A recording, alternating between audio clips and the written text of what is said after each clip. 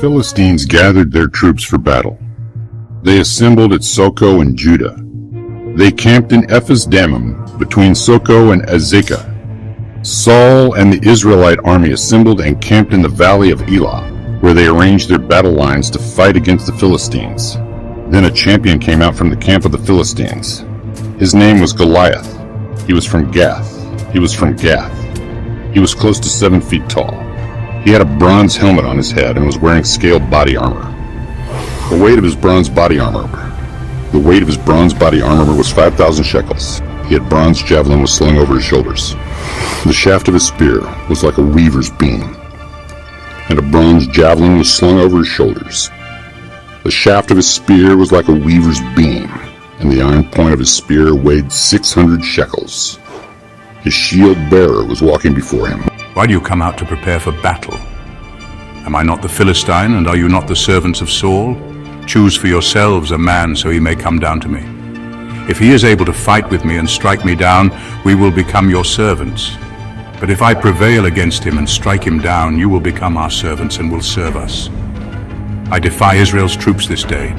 Give me a man so we can fight each other. When Saul and all the Israelites heard these words of the Philistine, they were upset and very afraid. Now David was the son of an Ephrathite named Jesse from Bethlehem in Judah. He had 8 sons, and in Saul's days he was old and well advanced in years. Jesse's 3 oldest sons had followed Saul to war. Now David was the youngest.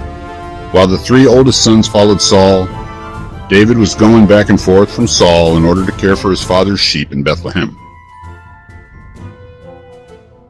Take your brothers this ephah of roasted grain and these 10 loaves of bread. Go quickly to the camp to your brothers.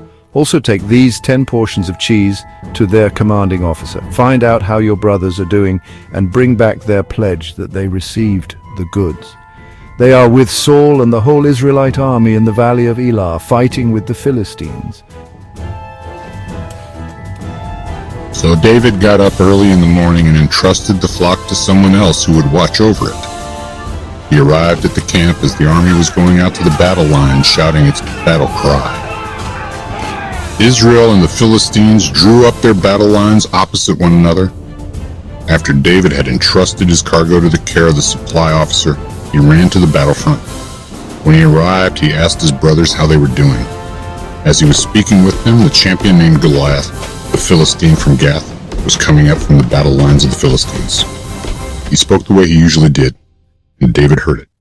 When all the men of Israel saw this man, they retreated from his presence and were very afraid. The men of Israel said, "Have you seen this man who is coming up?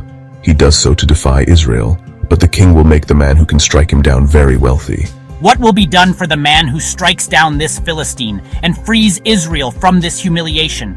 For who is this uncircumcised Philistine that he defies the armies of the living God? This is what will be done for the man who can strike him down. When David's oldest brother Eliab heard him speaking to the men, he became angry with David and said, "Why have you come down here? To whom did you entrust those few sheep in the wilderness?" What have I done now? Can't I say anything? Then he turned from those who were nearby to someone else and asked the same question.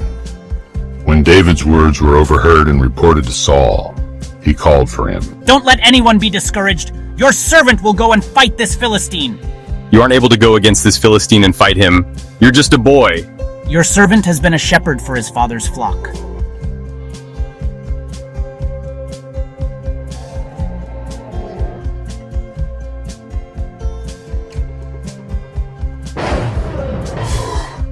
The Lord who delivered me from the lion and the bear will also deliver me from the hand of this Philistine. Go, the Lord will be with you.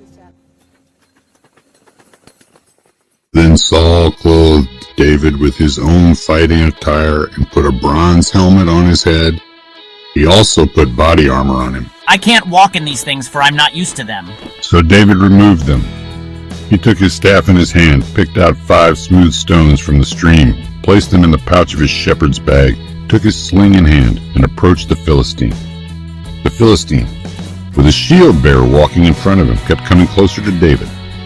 When the Philistine looked carefully at David, he despised him, for he was only a ruddy and handsome boy. Am I a dog that you are coming after me with sticks? Then the Philistine cursed David by his gods. The Philistine said to David, Come here to me so I can give your flesh to the birds of the sky and the wild animals of the field.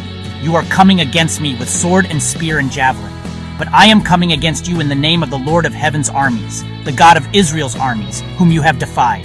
This very day the Lord will deliver you into my hand. I will strike you down and cut off your head. This day I will give the corpses of the Philistine army to the birds of the sky and the wild animals of the land. Then all the land will realize that Israel has a God, and all this assembly will know that it is not by sword or spear that the Lord saves. For the battle is the Lord's, and he will deliver you into our hand. The Philistine drew steadily closer to David to attack him, while David quickly ran toward the battle line to attack the Philistine.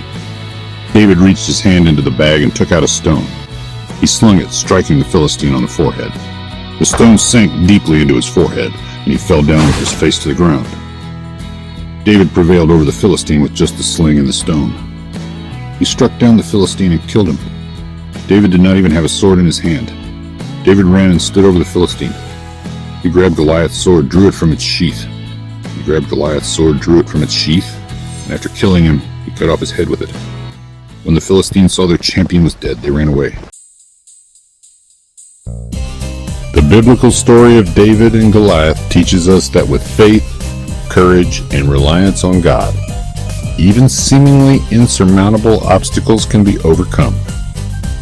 David's victory highlights the power of faith over fear and the importance of using what you have to overcome challenges.